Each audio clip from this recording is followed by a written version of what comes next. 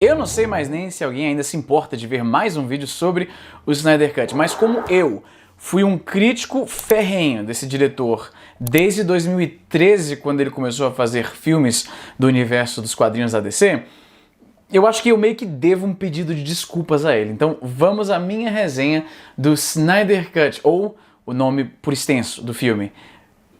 Esqueci o nome dele por um segundo. Zack Snyder's Justice League. Mas eu não posso falar sobre esse filme que é eu tô falando aqui sem ironia, é um filme revolucionário por motivos que eu vou explicar aqui. Eu tenho que fazer jus à visão do visionário Zack Snyder. Então esse aspecto aqui 16:9, isso aqui não existe mais, meu amigo. Depois do Snyder Cut a gente tem que, peraí, bota aqui, pega aqui e... aqui ó, aí ó, agora sim, 4x3, que nem os joguinhos do Super Nintendo, que eu jogo, quebrando tudo, que eu jogo nos meus emuladores aqui em casa. Vou te falar que eu tenho coisas para falar sobre esse aspecto aí. Já de cara, eu te falo que eu gostei desse filme infinitamente mais do que o corte que acabou indo para os cinemas. Uma lição rápida de história para quem não lembra o que aconteceu. O Zack Snyder, durante as filmagens do Justice League, ele já estava sofrendo muita pressão da Warner, o estúdio responsável pelo filme, porque os filmes anteriores dele não deram muito certo, então naturalmente o estúdio está um pouco nervoso, eles não estão tendo tanta confiança na capacidade do Snyder de entregar um bom produto e estão ali, né, com supervisão constante, o que é bastante sufocante para um diretor, especialmente um diretor tão autoral como é o caso do Snyder. Esse tipo de conflito às vezes causa um diretor a nunca mais querer trabalhar com o estúdio. Enquanto isso estava acontecendo, tinha a pressão exercida pela Marvel, que tem feito desde o começo, lá com o primeiro Homem de Ferro em 2008, muito sucesso com as suas adaptações, que misturam aquela pegada ficção científica com comédia, basicamente, que se tornou, acho que a marca registrada do MCU. Então tinha essa pressão, o filme está muito sombrio, as pessoas estão reclamando que está muito sério, está muito esquisito, esse tom não está legal, tenta botar umas piadinhas, alguma coisa desse tipo, meio que como que eles estão fazendo lá, e o Snyder meio que lutando contra isso, tentando manter algum controle da produção, mas ainda tentando trabalhar com os caras, porque justiça seja feita, eu falei tudo errado aí, justiça seja feita, o Zack Snyder é conhecido entre toda a equipe, o pessoal da produção, estúdio, produtores, todo mundo concorda que ele é um cara muito gente boa, e ele realmente parece ser bastante gente boa. A despeito das minhas críticas a ele como criador de histórias, digamos assim, todo mundo diz que o cara é muito profissional e muito gente boa de trabalhar. Então ele estava tentando ajustar a essas demandas da Warner. Enquanto ele estava produzindo o filme, aconteceu uma tragédia familiar terrível, a sua filha morreu, e eu não consigo imaginar, tipo, disse que a dor de um pai, de uma mãe, perder o filho, a filha, é uma das piores dores imagináveis. Então o cara já estava numa pressão que, tipo, ele está num ponto na carreira, e esse filme é uma coisa de, né, potencialmente bilhões de dólares, eu não consigo nem imaginar a pressão que o cara está sofrendo. E aí morre a filha do cara, o cara deve ter ficado emocionalmente destruído, e aí a história meio que diverge um pouco, porque algumas fontes dizem que a Warner já queria um motivo para se livrar do Snyder e usou isso como desculpa, o que parece bastante crueldade. A Warner, por sua vez, anunciou que o Snyder decidiu voluntariamente sair do projeto, a história não bateu muito bem, o que fez os fãs, que já estavam revoltados com a Warner, odiar ainda mais o estúdio. A Warner trouxe o Joss Whedon para terminar o filme, e o Joss Whedon basicamente refez o filme. E é importante lembrar disso. O filme originalmente, né, o Snyder Cut, foi um filme gigantesco, ele estava visualizando mais ou menos um corte final de 4 horas, e existia alguma incerteza se eles iam lançar como um filme, assim, completo, né, nos cinemas, o que seria, né, complicado, um filme de 4 horas, ou se o filme ia ser dividido em 2 partes, o que é comum hoje em dia, começando lá com o último filme do Harry Potter, que foi o primeiro dessas adaptações, que decidiam que o último filme era tão épico, tão longo, tinha tanta coisa para finalizar, que precisava dividir em 2 partes, né? E aí vários outros filmes inspirados em adaptações, tipicamente literárias, começaram a ter a última sequência em 2 partes. Você tem o Harry Potter, né, o último filme tem 2 partes, a saga Crepúsculo, o último filme também tem 2 partes, o Hobbit era pra ser um filme, viraram 3, enfim. Senhor dos Anéis, se fosse sair hoje, seriam 6 filmes. Vai por mim. Enfim, quando o Snyder saiu do projeto, a Warner trouxe o Joss Whedon e eles decidiram assim, olha, primeiro de tudo, 4 horas não vem com esse negócio, vamos cortar esse negócio aí, diminuir um pouco. Então o que o Joss Whedon fez? Pegou 4 horas de uma história gigante, começo, meio e fim, cortou metade, aí do que sobrou ele ainda cortou um monte de outras coisas e filmou outras coisas para colocar por cima para atender a demanda do estúdio, que queria um pouco mais de humor.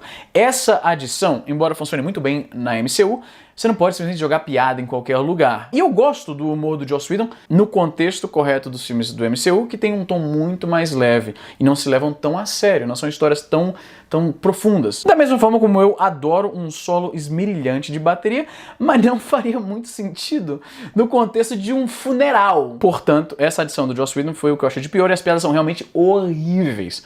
Horríveis. O filme foi lançado, foi um desastre, muita gente continuou falando, não, é muito genial, você que não entendeu e tal, e aí pouco a pouco os fãs mudaram de história, e não, é porque a culpa é do estúdio, não é tanto do Zack Snyder e tal, beleza. Os fãs pleitearam na internet, os próprios atores, o Zack Snyder e blá, aquela briga toda, finalmente a Warner decidiu liberar mais ou menos 70 milhões de dólares para fazer refilmagens, e pegar o que tinha sido filmado e transformar num filme para ser lançado no HBO Now, porque no momento os cinemas estão fechados. Isso, como eu falei no começo, é único. Os fãs do Snyder realmente se tornaram uma força incrível na internet, apesar de eu já ter tido que lidar com a parte mais tóxica desse fandom, mas sendo sincero também, todo fandom tem uma parte bastante tóxica, então não posso falar muito deles como se eles fossem os únicos. Eu sou gamer, leitor de quadrinho e jogador de Magic, então eu entendo o que é fazer parte de um fandom, e fã de Star Wars ainda por cima. O filme foi lançado, é impressionante, eu não achei que isso ia nunca dar certo, então palmas pros caras. Mas vamos aqui ao filme em si. Eu fiz várias anotações aqui pra não esquecer nada, eu sei que eu vou esquecer um monte de coisa que talvez eu complemente nos comentários. Primeiro de tudo, eu sempre achei que o Snyder não entende as histórias e os personagens sobre quem ele escreve. Como eu já comentei aqui no canal antes, o tratamento que ele deu pro My Pockets, eles serem cínicos e egoístas, não bate de maneira nenhuma com os personagens como eu os compreendo, de todas as interpretações que eu já vi. Então eu tenho uma dificuldade de aceitar isso. O próprio Batman, o Batman, especialmente em Batman vs Superman, ele não é tanto um super-herói, ele é mais um serial killer com um tema de morcego.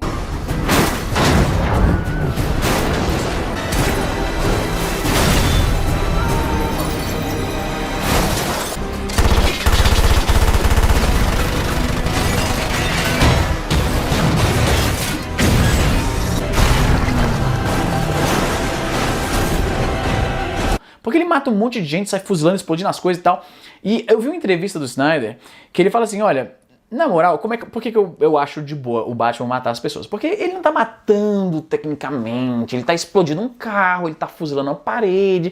Se você tá entre a parede e o cano da metralhadora e acontece que algumas daquelas balas penetram o seu fígado, a culpa não é do Batman, na verdade. Ele dá uma justificativa mais ou menos dessa.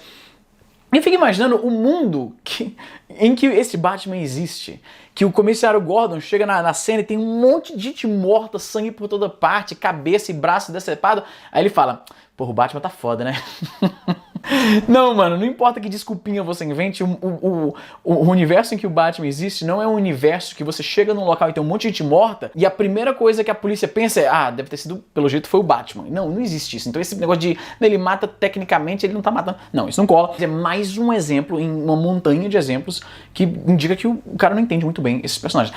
Mas em Snyder Cut, ele me convenceu. Ele teve tempo bastante pra me convencer daquelas versões dos personagens. E isso eu aceito. Em Man of Steel ele não teve esse tempo, ele não pôde mostrar bem essa visão, Batman vs Superman também não, mas no Snyder Cut ele teve o tempo bastante para falar, ok, eu comprei essa versão, é diferente do que eu tô acostumado, mas você justificou, você deu embasamento, e um argumento bem embasado, a gente aceita. Vamos falar um pouco das coisas que eu não gostei. As cenas em câmera lenta são um pouco demais. E eu sou o tipo de cara que eu não me incomodo com certas marcas registradas do autor. Se eu tô sentando a bunda no sofá pra assistir essa história que o cara montou pra mim, eu tenho que aceitar que ele vai deixar o seu estilo transparecer além da história. Então eu aceito. Eu aceito, por exemplo, o J.J. Abrams me cegar com lens flare de 3 em 3 segundos. Olha que eu tenho enxaqueca fotofóbica. E ainda assim eu aceito várias cenas de pé nos filmes do Quentin Tarantino. Eu entendo que é o estilo do cara, beleza. Só que a câmera lenta do Zack Snyder é excessiva, cara. Tem uma cena da Lois Lane comprando café em câmera lenta, velho. É tanta cena em câmera lenta que eu tenho certeza absoluta que esse filme podia ser 3 horas, não mudando nada da história, toda aquela história ainda sendo entregue, mas com 1 hora a menos, porque não tá tudo... Pelo amor de Deus, velho. Eu juro pra você, tem uma cena do Flash, que eu vou falar um pouco disso, que é uma cena absolutamente fantástica. Aquela cena me convenceu, porra, o Zack Snyder, mano, o cara é um gênio mesmo. Tem uma cena do Flash, que é em câmera lenta por motivos óbvios, estilísticos e que fazem sentido, Porque se fosse mostrar uma cena do Flash acontecendo em tempo real, você nem viu o cara. Aí, é foda. Tem uma cena pouco tempo depois, que começa já em câmera lenta, que eu cheguei a pensar, caralho, outra cena com o Flash acabou de ter uma. Porque no ritmo do filme, eles deveriam espaçar um pouco mais, os heróis mostrando seus poderes, né? Tipo, o Flash já teve uma cena grande, agora vamos pro Batman. Eu juro pra você, não tô brincando, eu achava que era outra cena do Flash já. Porque é muita câmera lenta e cansa. E não é um filme cansativo, é um filme que, apesar de ter 4 horas, você não sente aquele peso daquelas 4 horas, mas o peso da câmera lenta tu sente. A música é bem paia. O primeiro filme tinha a trilha composta pelo Danny Elfman. E que eu não sei se bate super bem com... Ou talvez bate, né? Porque o Danny Elfman fez o quê? Fez o Edward Mãos de Tesoura, fez o Batman do Burton, né? Vários filmes do Burton, enfim... Talvez Daniel faz sentido até agora que eu paro pra pensar. Mudei de ideia no meio do vídeo. Então, tiraram a música do Danny Elfman, que apareceu no primeiro, e é uma música mais genérica nesse segundo, que nem fede nem cheira. A única música que realmente sobressai é o tema da Mulher Maravilha, que é muito bacana. É impossível ver essa música e não passar o resto do dia inteiro. Eu tô comprando, sei lá, pasta de... Muito foda. Tem umas piadinhas entre o Alfred, que a propósito eu adoro o Jeremy Irons nesse papel. Ele é sarcástico de uma forma que eu acho que encaixa bem. Tem até mais humor do que eu esperava. Tipo, filme do Snyder tipicamente é o anti-Marvel, né? Uma coisa mais séria, mais e tal. E esse teve bastante piadinha que não foi pressão do estúdio. Então eu sinto que o Snyder ele pôde colocar piadinhas no tom dele, no que é confortável pra ele, sem a pressão externa. Então funcionou bem. Tem até bastante humor pra um filme do Snyder, né? O Alfred funciona muito bem. A brincadeirinha tem uma piadinha lá de chá entre o Alfred e a Mulher Maravilha, que foi muito Joss Whedon. Eu fiquei, por que ele usou uma tomada do Joss Whedon nessa porra desse filme? Não era pra ser só dele, a visão dele? Mas não, foi uma tomada dele, então eu não entendi. Acho que de repente ele pensa assim, pras duas pessoas que gostaram do Liga da Justiça do Whedon, ele botou lá uma piadinha do Whedon pra esses dois. Uma coisa que é cansativa... rapidão, voltando ao negócio lá de... o Snyder não entende os personagens. Tem uma cena que eu pensava que ele ia tirar. E ele não tirou. Que foi a cena da porra do Aquaman pegando... Ele vira o uísque, aí ele pega o uísque, pá, taca no mar e mergulha e tal. E eu falei, mano... Que você tem um Superman que tá o tempo todo deprimido e com raiva, tem um Batman assassino e um Aquaman que joga lixo no mar. Aí eu que tenho má vontade, porque eu digo que o cara não lê quadrinho. Mas aí todo mundo fala, mas Easy, você não prestou atenção, é porque esse Aquaman, ele odeia o mar. Não, você que não prestou atenção. O Aquaman tem uma conexão com o mar desde que ele era criança, sem entender por que ele se sente atraído por aquilo, os peixes se sentem atraídos por ele, ele fala com os peixinhos. No começo do filme dele, ele tá salvando lá, ele tá atuando como um protetor do mar, e é assim que existe o folclore ao redor dele, do cara que protege os mares e tal. Ele gosta do mar, o que ele não gosta é de Atlântida, ele não gosta daquela obrigação de ser o rei, de representar aquele povo, de ir lá lutar com... É isso que ele não gosta, não é que ele odeia o mar. Então, você sabe, na verdade, por que o Zack Snyder pegou lá a cena lá do Aquaman andando lá todo... Não tinha uma pessoa pra falar assim, cara, o Aquaman não jogaria lixo no mar, tipo, sei lá... Joga pra trás, cara, joga na... Sei que a praia, não sei, será que a praia ainda é jurisdição do Aquaman? Não sei. Aquamanólogos, coloquem isso, chama aqui peço... O Supremo Tribunal dos Aquamanólogos, que se pronuncie nos comentários e me diga se seria correto o Aquaman jogar na praia. Não na água é foda, na água é foda. O Darkseid foi foda, intimidante, da hora pra caralho, mas à medida que o filme chegava na sua conclusão e o Darkseid não tinha um papel ativo na trama, ele não tá participando, ele tá trocando porrada com as pessoas, não tá fazendo nada de fato, tá dando ordens pro Steppenwolf, que também foi muito melhorado. Eu fiquei triste porque eu percebi que ele ocupa mais ou menos o papel do Thanos no primeiro Vingadores. Eu queria ver o Darkseid quebrando pau. E o Zack Snyder claramente tinha a intenção de fazer isso no futuro, em outros filmes, mas isso provavelmente não vai acontecer. O Steppenwolf foi muito melhorado. No primeiro filme, o visual dele é uma merda e a caracterização dele é uma merda. Nesse filme, ele teve espaço para desenvolver mais o seu personagem. Eu acho que humanizaram bastante o Steppenwolf, que é sempre um passo na direção certa quando você está escrevendo um vilão. Torná-lo mais humano e menos caricato, menos desenho animado, menos Dick Vigarista, tipo afinando o bigode. Porque isso funciona num desenho animado, mas adultos querem um pouco mais de nuance, queremos entender por que o personagem se comporta daquela forma. Por isso que Breaking Bad é uma cena tão empolgante, porque você tá vendo um cara que se torna um monstro no final, um assassino monstro, desgraçado, mas você tem uma série inteira pra vê-lo como ser humano antes daquilo. Então funciona muito bem e a gente vê um pouco melhor da humanidade do Steppenwolf, se pode falar isso de um monstro alienígena. Uma coisa que eu achei curiosa, o design kryptoniano nos filmes do Snyder, ele é estranhamente sexual, mano. Aquele sarcófago dildo do Man of Steel, né? Você tem a nave de vaginas nesse filme. Foi projetado por um ginecologista, não sei. Eu não entendo por que é tão, assim, brutalmente sexual. Mano, é mais sexualizado do que os designs do H.R. Giger, que é o artista por trás dos designs do primeiro filme do Alien. E, na verdade, os outros também ainda beberam muito da mesma fonte. O H.R. Giger, pra quem acompanha o trabalho dele, né, ele é uma arte bem assim, ele descreveu como biomecânica, é uma mescla de biologia com mecânica, aquela coisa, e sempre muito sexualizada. E faz sentido em Alien, porque como deixaram bem claro os roteiristas, Dan O'Brien, eu tô puxando de memória, não fiz anotação sobre isso aqui, Dan O'Brien, acho que é o roteirista do primeiro Alien, ele queria que ele queria que o filme fosse uma metáfora pra estupro, né, porque um dos eu tenho um bonequinho aqui, ó, vai lá, não vou levantar não, foda-se, vou ter que desconectar o microfone, é foda. Mudei de ideia, vou desconectar assim, foda-se. Esse aqui é o meu bonequinho do Kane, com um facehugger na cara, eu tenho uma curiosidade pra saber se eu tirar esse facehugger aqui, se fizeram uma carinha nele com olhinho e boquinha ou não. Enfim, nossa, esse filme é sensacional. O Kane, né, ele foi um facehugger, implantou ele com o embrião do Alien, e a ideia é para isso aqui ser uma metáfora para estupro, né? Ele tá sendo engravidado, basicamente, de uma forma violenta. Então, essa era a ideia. Então faz perfeito sentido que eles peguem o H.R. Giger, que é um cara que fazia essa arte ficção científica / horror, com essa coisa sexualizada, faz sentido quando o contexto é isso aqui. Mas a nave do Superman, mano, com buceta ali no meio, achei meio esquisito. A Lois Lane, ela continua sendo super inútil, o Zack Snyder não sabe o que fazer com ela, tanto é que todo esse tempo pra mostrar a mulher, e ele mostra ela entregando café. Tem duas cenas diferentes da Lois Lane comprando café. Então daí você tira que ele não sabe o que fazer com a Lois Lane. A Lois Lane serve só pra ser alguma coisa pro Superman se importar, pra ele ter alguma humanidade. Olha, eu quero dar crédito pro Snyder, eu gostei do filme, mas ele consegue ele consegue fazer o Steppenwolf mais humano, na minha opinião, do que o Superman, e tem algo muito errado com isso. A Lois Lane é basicamente a muleta que o Zack Snyder usa pra escrever o Superman, né? Tá aqui, ó, a mulher que ele se importa, com ela que ele mostra humanidade, que ele abraça, que ele mostra que se importa, que ele tem sentimentos, né? No resto do filme ele tá dando porrada e dando laser nas pessoas, mas aí com a Lois Lane ele é realmente um ser humano de verdade, né? Enfim. O Cyborg, cara, eu tenho a impressão que o Joss Whedon odeia o Cyborg como personagem. E eu nunca fui muito fã do Cyborg. Sinceramente, eu nunca li, falando a seriedade aqui, eu nunca li um quadrinho solo do Cyborg. Nunca.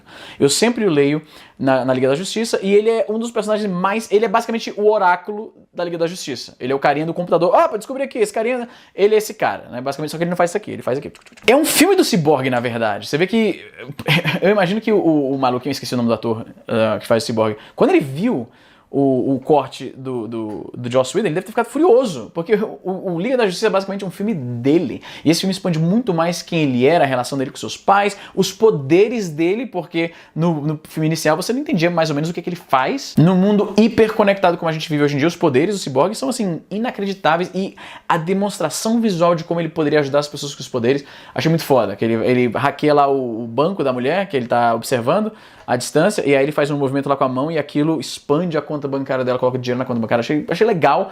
O Zack Snyder, ele é um... Eu sempre falei isso. Como diretor de fotografia, como storyboarder, como o cara que planeja as tomadas, ele é, assim, sem igual. Eu só tinha uma dificuldade de aceitar como ele conta as histórias em si.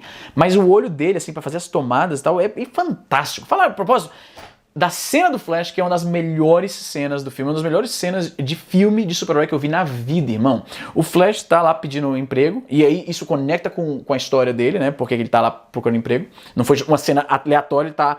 Foi muito bem bolado, irmão. O Zack Snyder mandou muito bem. Ele tá lá entregando currículo, tentando conseguir um emprego, e aí ele vê que vai ter um acidente, o motorista de caminhão foi lá pegar o sanduíche que caiu, e aí ele passa 40 minutos tentando alcançar o sanduíche no assoalho do carro, né, do caminhão, passando por vários cruzamentos. Eventualmente ele bate na porra de um carrinho de cachorro-quente, e aí bate no carro da mulher, a porra toda vai explodir e tal. E aí o Flash vê isso acontecendo, e aí ele ativa os seus poderes, e aí ele tá virado de um lado, aí ele vira pro tão rápido que explode o sapato dele. Eu sei que não é consistente porque as roupas provavelmente estariam sujeitas ao mesmo efeito, mas foda-se, mano, é um filme de super-herói, achei foda, explodiu o sapato dele que ele virou tão rápido, e ele vai correndo, ele só estende o dedo, encosta no vidro, e o vidro estilhaça, ele passa por dentro. Faz sentido? Não faz. O Flash, ele consegue operar coisas de boa, em alta velocidade. Ele podia ter chegado na porta, aberta direitinho. Ele explodiu a porta do estabelecimento da mulher de graça. Mas foi legal, foi visualmente legal. E aí ele vai lá e ele vê a mina e ele olha pra ele claramente admira ela, acha bonita e tal. E aí ele tenta salvar ela. Aí teve uma cena que eu fiquei furioso, maluco. Que ele olha pro lado, a mina tá aqui, ele olha pro lado, aí tem uma salsicha lá do carrinho A propósito, a geografia da cena tá toda errada, o continuismo. O caminhão bate no carrinho, o carrinho claramente vai pra frente, e aí o caminhão freia, o carrinho era pra cair lá na frente. Quando a cena acaba, o carrinho cai bem atrás. Esse tipo de coisa eu tenho toque com erro de continuismo assim. Mas enfim, voltando pra salsicha. Vamos tirar isso de contexto. Ele vai lá, olha pro lado, aí ele pega a salsicha sorrindo e coloca no bolso. Eu falei, mano, pra que essa piadinha idiota? Eu tava tweetando, eu tava fazendo live tweet do filme. Falei, pra que essa porra dessa piadinha? Zack Snyder, pra quê? A ideia não era tornar o filme mais sério, o Joss Whedon escangalhou seu filme inteiro com piadinha idiota, estilo Marvel, que na verdade piores do que ele escreveu pra Marvel. Me pergunto se o Joss Whedon quis sacanear a Liga da Justiça de propósito pro Vingadores dele ficar melhor na fita, né? Porque o Liga da Justiça é o equivalente da DC ao Vingador, não sei. Teoria da conspiração, chapéu de alumínio. Eu fiquei furioso com aquela cena, eu falei, mano, pra que essa piadinha roubou totalmente o tom bacana, porque é uma cena legal, emocionante, romântica e tal. E aí uma piadinha ali do nada, achei, Zack Snyder, caralho, Zack Snyder, já vou tirar pontos aqui dessa porra. E aí ele salva a garota, e aí a cena volta à velocidade normal, né, a explosão e tal, não sei o quê. E aí a mulher lá dentro da pet shop, ela fica, caralho, o que houve? Aí a câmera faz aquele pan pro lado, e ele tá cercado de cachorrinhos, né? E aí ele tira, ele fala, nessas situações estressantes, por isso que eu sempre ando aqui com uma comidinha. Aí ele tira a salsicha do bolso, eu falei, que gênio do caralho, mano, eu entendi agora, mano. Com uma cena tão simples, ele comunicou uma ideia foda sem perder mais tempo do filme. Isso é foda, isso é genial. O que ele explicou com aquela cena? O Flash, ele tá acostumado a estar lidando com alguém, e aí ter que sair correndo voado, resolver uma situação de emergência, ajudar alguém e voltar para onde ele estava. E ele precisa explicar para as pessoas, ou então voltar para algum ponto próximo, porque não dá para voltar exatamente para o mesmo lugar, de repente. Ele precisa de uma desculpa, de uma explicação. Peraí, por que você agora tá ali com os cachorrinhos, por exemplo, né? Então isso me comunicou que o Flash, na breve carreira dele de super-herói, quando ele tá acessando a Speed Force e tal, né? Ele já tá procurando ao redor álibis, coisas que ele possa pegar, colocar nos bolsos, e quando voltar para a situação, ele pode puxar para distrair as pessoas, para que não percebam que aconteceu algo esquisito. Eu achei isso genial, num universo onde meta-humanos são mais ou menos comuns, que não são naquele filme presencialmente não são, mas é bastante óbvio que a visão do Snyder era apresentar, trazer mais meta-humanos e tal. Então a ideia é o seguinte, esses caras têm que se esconder, os que não, né, os heróis que não são, que as pessoas em público não sabem o que eles são. E eu diria que na DC, eu posso estar enganado, porque eu leio mais Marvel do que DC, mas eu diria que na DC tem mais heróis com identidades secretas do que na Marvel. Na Marvel tem vários heróis que o povo sabe quem são. Na DC tem menos. Pensando assim de cabeça, eu não sei quais são os heróis da DC.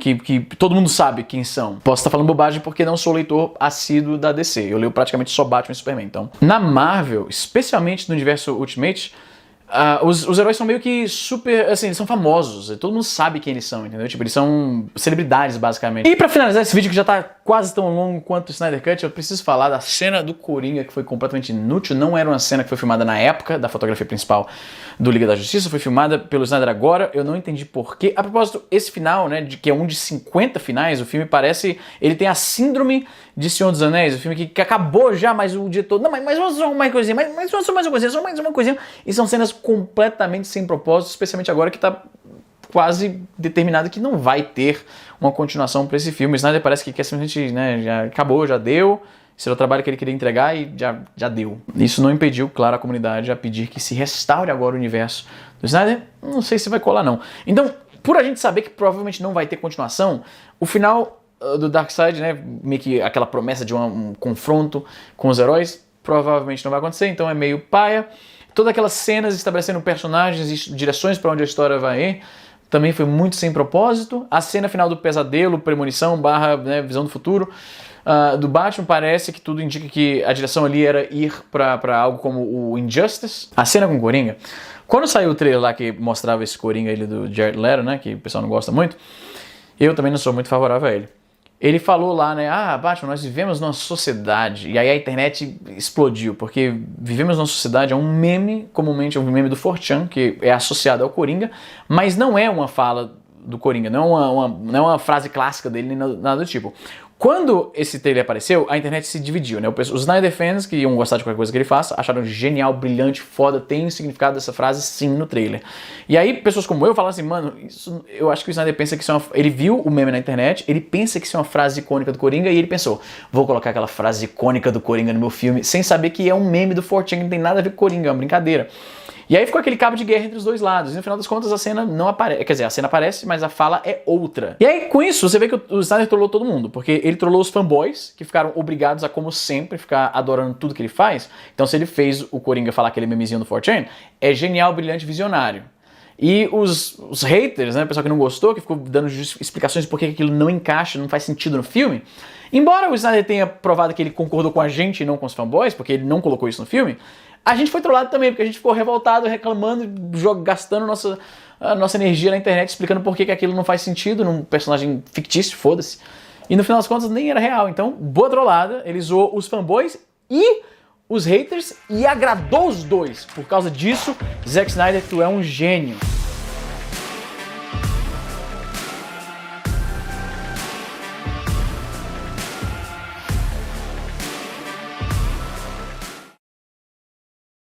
Aí eu faço um outro take se isso não funcionar. Mas eu não posso fazer um vídeo sobre o Snyder Cut nesse aspecto 16:9 aqui. Isso é coisa retrô já, não existe mais isso. Agora, esse aqui ó. Aê moleque, 4:3.